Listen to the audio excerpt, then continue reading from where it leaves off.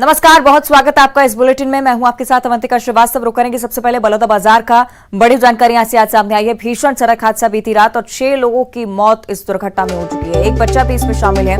5 महिलाओं समेत 6 लोगों की मौत की जानकारी सामने आ रही है। लोगों की मौत पर तमाम सवाल भी खड़े हो रहे हैं कि किस वजह से पूरी दुर्घटना हुई, कैसे पूरा हादसा हुआ और किसकी लापरवाही की वजह से 6 लोगों की जान चली गई, ये एक बड़ा सवाल। पिकअप गाड़ी की टक्कर से ट्रक की टक्कर हुई पिकअप गाड़ी से, और उसकी वजह से जितने भी लोग इस पिकअप वाहन में सवार थे वो इस दुर्घटना का शिकार हुए, गंभीर रूप से घायल हुए। हादसे में 20 से 25 लोग अभी भी घायल अवस्था में अस्पताल में भर्ती हैं। इलाज उनका वहां पर करवाया जा रहा है। गोडा पुलिया के पास ये हादसा हुआ है।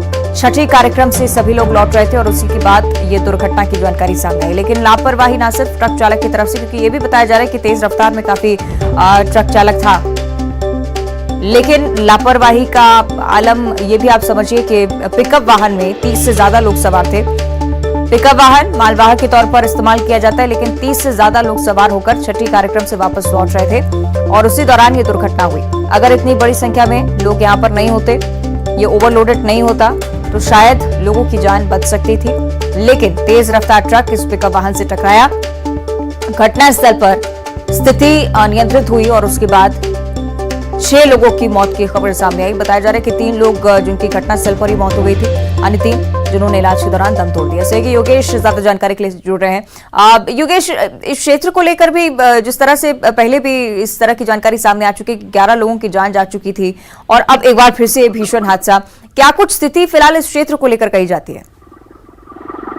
जी बिल्कुल, लापरवाही और सिर्फ लापरवाही, क्योंकि मालवाहक जैसे वाहनों में अगर लोगों को खोया जाएगा तो कहीं ना कहीं सड़क दुर्घटना हो, और ऐसे लोग अगर उस मालवाहक वाहन में 20 से 25 लोग को ढोया जा रहा है, 30 लोगों को ढोया जा रहा है, तो कहीं ना कहीं बड़ा सड़क हादसा होगा ही। क्योंकि बीती रात जब हुआ तो सामने से ट्रक आई थी, ट्रक ने पिकअप को टक्कर मारी कि पिकअप वाले का बैलेंस जैसे बिगड़ा, उसमें लगभग 20 से 25 लोग सवार थे, वो अचानक ही सब अस्त व्यस्त होकर गिर पड़े, जिसमें 3 लोगों की तो वहां पर मौके पर ही मौत हो गई। लेकिन जब हॉस्पिटल ले जाया गया तो 6 लोगों की मौत हुई थी, जिसमें एक बच्चा शामिल है और 5 महिला शामिल है। ये पूरा जो परिवार है, धीवर परिवार है, अरोरा के पास कंटी गांव है, वहाँ लोग षष्ठी कार्यक्रम में गए थे, वहां से बीती रात वापस आ रहे थे। तो कहीं ना कहीं ये लापरवाही भी कही जा सकती है, क्योंकि पुलिस को भी इस नजर पर ध्यान देना चाहिए कि जितने भी मालवाहक वाहनों में लोगों को ले जाया जा रहा है उन पर कार्यवाही होनी चाहिए, क्योंकि इसी से अधिकतर सड़क हादसा जिले में हो रहा है। बीते 2 माह नहीं हुआ है।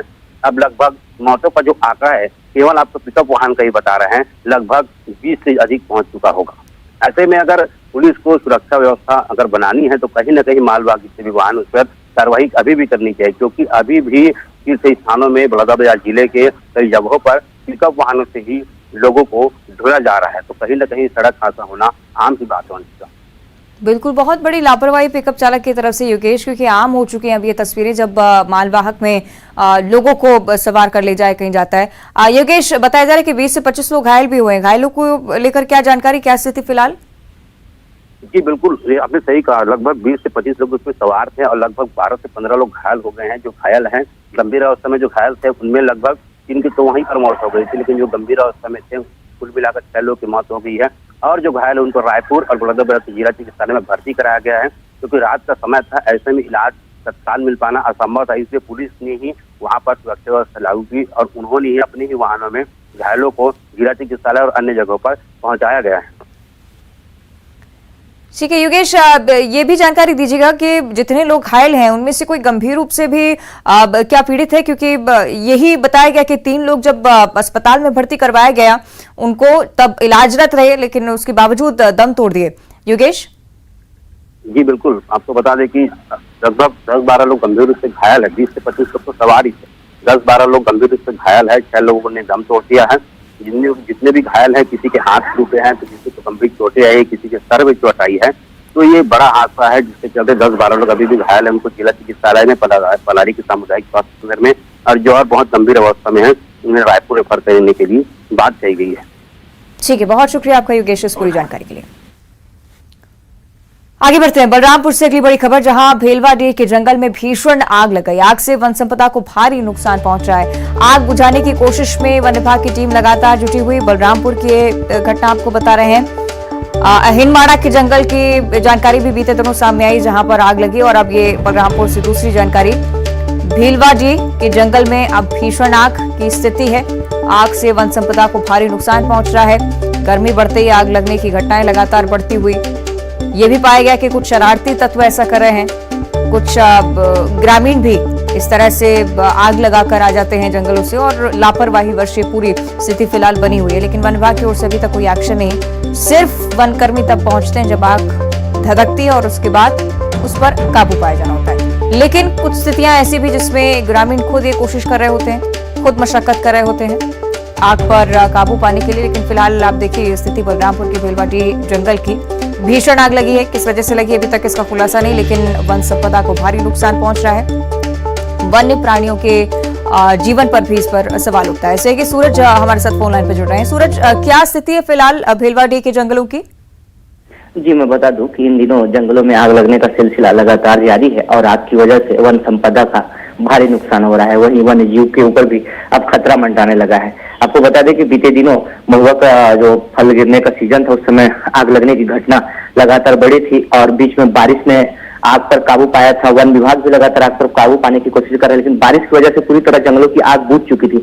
लेकिन जैसे ही इस बार बारिश रुकी है, जंगलों के सूखे पत्ते फिर से सूख गए हैं और अब आग फिर से भड़कने लगी। आग की वजह से भारी नुकसान हो रहा है। वन विभाग की टीम और फायर वाटर की टीम आग को बुझाने में लगातार जुटी हुई, लेकिन जिस तरीके से जंगल में आग फैल रही है, वन का एक बड़ा हिस्सा जलकर नष्ट हो रहा है। वन विभाग लगातार लोगों से अपील ये भी कर रहा है कि जंगलों को आग न लगाए। अगर कहीं आग लगने की जानकारी मिलती है तो तत्काल वन विभाग को इसकी सूचना दें, ताकि समय रहते आग पर काबू पाया जा सके। लेकिन अब तक अगर ये देखा जा रहा है कि जिस तरीके से क्षेत्र में आग लगी है, जंगलों में आग लगी है, आग से एक बड़ा हिस्सा जलकर नुकसान हो चुका है। जी ठीक है, शुक्रिया आपका सूरज इस जानकारी के लिए। और अब रायपुर की ओर बढ़ेंगे। राजधानी रायपुर में अपराधी बेखौफ नजर आ रहे हैं। विधानसभा इलाके में उत्पात मचा एक बार फिर से अपराधियों ने जेसीबी ड्राइवर पर जानलेवा हमला किया। घटना के एक दिन बाद पुलिस ने एफआईआर दर्ज की। घटना का वीडियो भी सामने आया है। विधानसभा थाना क्षेत्र का ये पूरा मामला। रायपुर से बड़ी जानकारी, बेखौफ है यहाँ पर बदमाश, ये प्रत्यक्ष करती हैं आए दिन सामने आती हुई तस्वीरें। और एक बार फिर से इसी तरह की तस्वीरें आप देखिए। विधानसभा इलाके में एक बार फिर से बदमाशों ने उत्पात मचाया। जेसीबी ड्राइवर पर जानलेवा हमला करने की कोशिश। ये तस्वीरें पास लगे सीसीटीवी कैमरे में कैद हुई हैं। इसी के आधार पर अब आरोपियों की तलाश में पुलिस जुटी हुई है। घटना के एक दिन बाद पुलिस ने हालांकि एफआईआर दर्ज करी और इसी वजह से लापरवाही जो बढ़ती जा रही है कानून व्यवस्था को लेकर, उसी वजह से राजधानी रायपुर में स्थिति और ज्यादा बिगड़ती हुई। घटना का वीडियो भी सामने आया है। इसी वीडियो के आधार पर पुलिस तफ्तीश में जुटी हुई। विधानसभा थाना क्षेत्र का ये पूरा मामला। आरोपियों की तस्वीरें सीसीटीवी कैमरे में कैद हो गई हैं। विधानसभा इलाका जहां पर एक बार फिर से बदमाशों के उत्पात की जानकारी सामने आई है।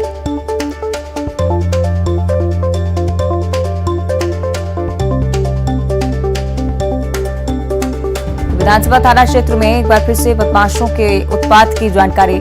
जेसीबी ड्राइवर पर जानलेवा हमला किया गया और इस वजह से कानून व्यवस्था पर भी लगातार सवाल खड़े हो रहे हैं। घटना के सामने आने के एक दिन बाद पुलिस ने एफआईआर दर्ज की।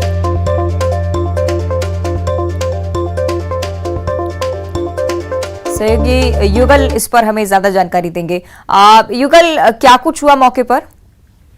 देखिए अवंतिका, किराना सामान लेकर के जेसीबी का ड्राइवर है वो लौट रहा था। इसी बीच जो अज्ञात बदमाशों ने हमला किया है और धारदार हथियार से जांघ पर हमला किया, पैर पर गंभीर चोटें आई हुई है और घटना के लगभग 24 घंटे बाद एफआईआर दर्ज की गई है। बड़ी बात यही है, अगर इस तरह से अपराधी जो है घटना को अंजाम देंगे और एफआईआर नहीं होगी तो उनके हौसले हैं वो बढ़ेंगे। फिलहाल जो है विधानसभा पुलिस ने मामला दर्ज किया है और सीसीटीवी में जो आरोपी है उसकी तस्वीरें भी कैद हुई है और अब पुलिस है इस मामले पर जांच कर रही है। लेकिन जरूरत इस बात की, जब अपराध की घटना घटित हुई, पहले इसकी सूचना पुलिस को मिली तो आखिर 24 घंटे बाद अपराध क्यों दर्ज किया गया है। हालांकि अभी तक अपराधियों की शिनाख्त नहीं हो सकी है और न ही अपराधी पकड़े गए हैं, तो ऐसे में अपराधियों का मनोबल बढ़ेगा। एक तरफ रायपुर पुलिस ऐसे अपराधियों पर सख्त कार्रवाई कर रही है। अभी फिलहाल 5 महीने के भीतर 250 से अधिक ऐसे जो लोग हैं जिन्हें आर्म एक्ट के तहत पुलिस ने जेल भेजा है, तो ऐसे संगीन अपराध के अगर आरोपियों पर तत्काल FIR नहीं होगी तो उनके हौसले हैं वो बढ़ेंगे और अपराध को कंट्रोल कर पाने में पुलिस को अभी दिक्कतें हो सकती हैं। जी बिल्कुल, कार्रवाई में लापरवाही नजर आती है और शायद यही एक वजह कि आपराधिक रिकॉर्ड भी लगातार बदमाशों के बढ़ते जा रहे हैं। शुक्रिया आपका युगल फिलहाल जानकारी के लिए। और देश में बीजेपी का एक बड़ा कार्यक्रम होने जा रहा है। मोदी सरकार के 9 साल पूरे होने पर इस भव्य कार्यक्रम का आयोजन बीजेपी की तरफ से इस बार 30 मई से 30 जून तक देशव्यापी कार्यक्रम होगा। मेगा आउटरीच प्रोग्राम जिसको नाम दिया गया है, इसकी शुरुआत होने जा रही है। प्रधानमंत्री नरेंद्र मोदी इसकी शुरुआत करेंगे। 23 जून को 10 लाख बूथ पर कार्यकर्ताओं को संबोधित भी करते हुए नजर आएंगे प्रधानमंत्री। 51 बड़ी रैलियां करने का प्लान बीजेपी की तरफ से तैयार किया गया है। लोकसभा स्तर पर ये रैलियां होंगी। ये भी टारगेट रहेगा कि लोकसभा चुनाव के दौरान कार्यकर्ताओं को किस तरह से काम करना है, रणनीति पर भी निश्चित तौर पर फोकस बीजेपी का इस बार। लेकिन चूंकि 9 साल पूरे हो रहे हैं तो इस वजह से एक बड़े स्तर पर कार्यक्रम की तैयारी, देशव्यापी कार्यक्रम होगा। 51 बड़ी रैलियां आयोजित की जाएंगी। इसके तहत हर लोकसभा स्तर पर तैयारियां की गई हैं और जो कार्यक्रम है 30 मई से 30 जून तक होगा। साथ ही साथ प्रधानमंत्री नरेंद्र मोदी भी कार्यकर्ताओं को संबोधित करेंगे। 23 जून को 10 लाख बूथ्स पर कार्यकर्ताओं को संबोधित करने वाले हैं। और रायपुर से अगली बड़ी खबर, सीएम भूपेश बघेल का भेंट मुलाकात कार्यक्रम लगातार चल रहा है। आज भाटापारा विधानसभा क्षेत्र में होंगे मुख्यमंत्री, यहां पर भेंट मुलाकात करेंगे। क्षेत्रवासियों को 128 करोड़ की विकास योजनाओं की सौगात, 210 विकास कार्यों का लोकार्पण शिलान्यास होगा। और सिंगारपुर में मावली माता मंदिर में दर्शन भी करेंगे। सिंगारपुर में कई प्रतिनिधि मंडल से मुलाकात का कार्यक्रम भी आज मुख्यमंत्री का। भेंट मुलाकात कार्यक्रम सिलसिलेवार चलता आ रहा है। साथ ही साथ जमीनी स्तर पर हकीकत जानने के लिए मुख्यमंत्री जब उतरते हैं प्रतिनिधि मंडल जिम्मेदारों के साथ, कार्यकर्ताओं के साथ मुलाकात भी होती है। साथ ही साथ सौगात का दिन उस जिले के लिए भी जहां पर मुख्यमंत्री पहुंचते हैं। और रायपुर से अगली बड़ी जानकारी, आज छत्तीसगढ़ दौरे पर बीजेपी प्रदेश प्रभारी ओम माथुर आने वाले हैं। आज रायपुर पहुंच जाएंगे ओम माथुर। 16 मई को प्रदेश कार्य समिति की बैठक भी लेंगे। पिछली बैठक में जो टास्क दिए गए थे, फीडबैक उस पर लेंगे, समीक्षा करेंगे उन तमाम टास्क की और सरकार को घेरने की योजना तैयार की जाएगी।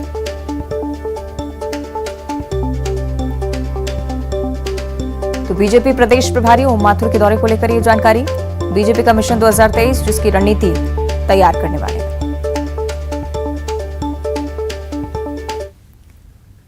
और रायपुर से ही अगली बड़ी खबर, जहां छात्रावास अधीक्षक के 500 पदों पर भर्तियां होनी है।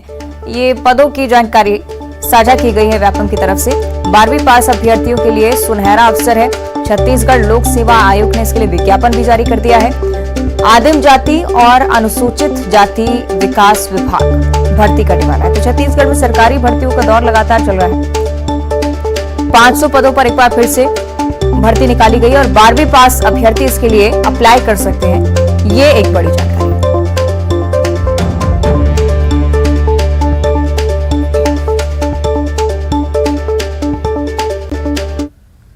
और रायपुर से ही अगली बड़ी खबर है, कोटा विधायक रेणु जोगी की तबीयत खराब हो गई है। रेणु जोगी रायपुर के निजी अस्पताल में फिलहाल भर्ती करवाई गई हैं।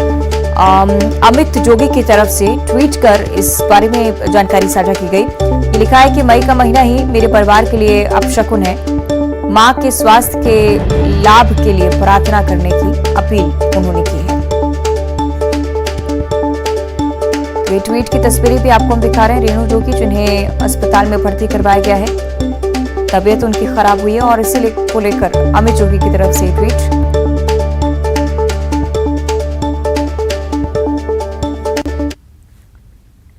और अब बात करेंगे जगदलपुर से मिल रही बड़ी खबर की, जहां आज नक्सलियों का भारत बंद का ऐलान है और आज और कल यात्री ट्रेनों का परिचालन भी कुछ कुछ क्षेत्रों के लिए बाधित रहने वाला है। किरंदुल से विशाखापट्टनम तक जाने वाली ट्रेनें प्रभावित रहेंगी। पैसेंजर और नाइट एक्सप्रेस दंतेवाड़ा से आगे नहीं जाएगी।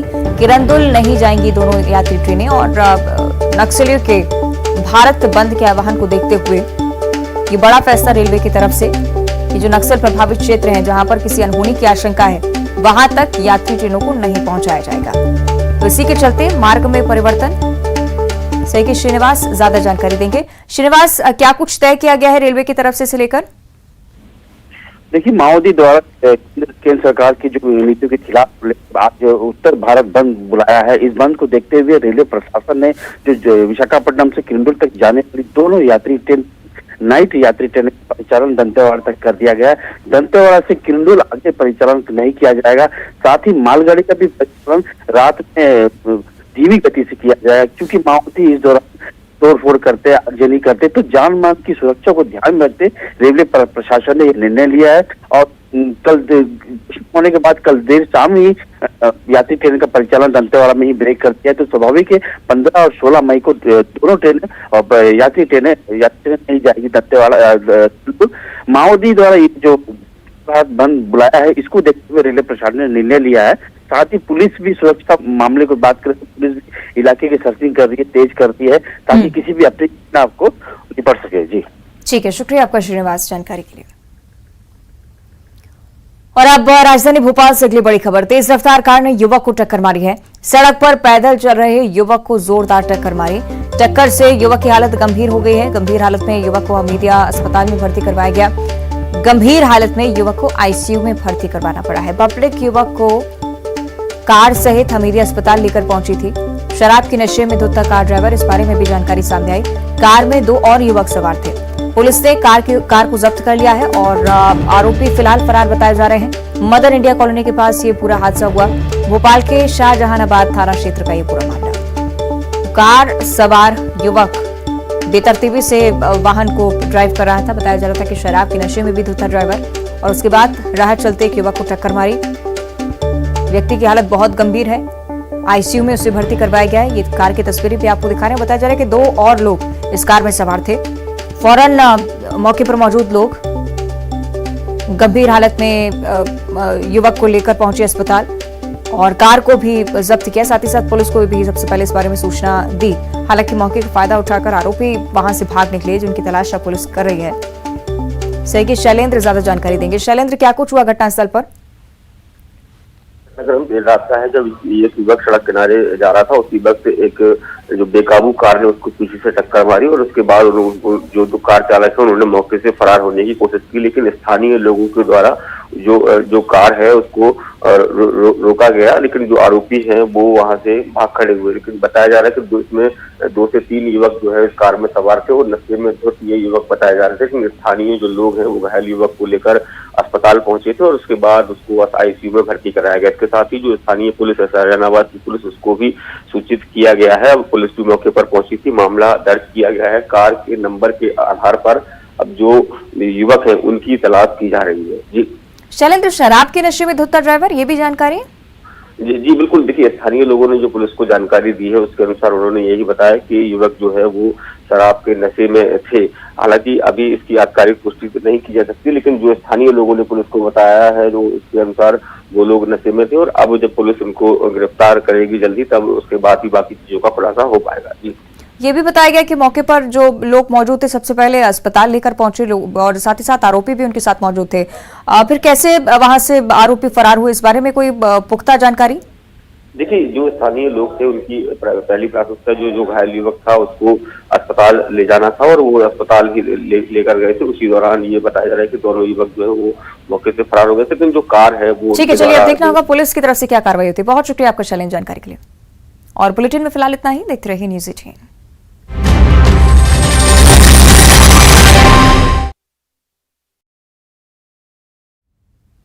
नेशनल टेक्नोलॉजी डे के मौके पर पीएम मोदी ने रखी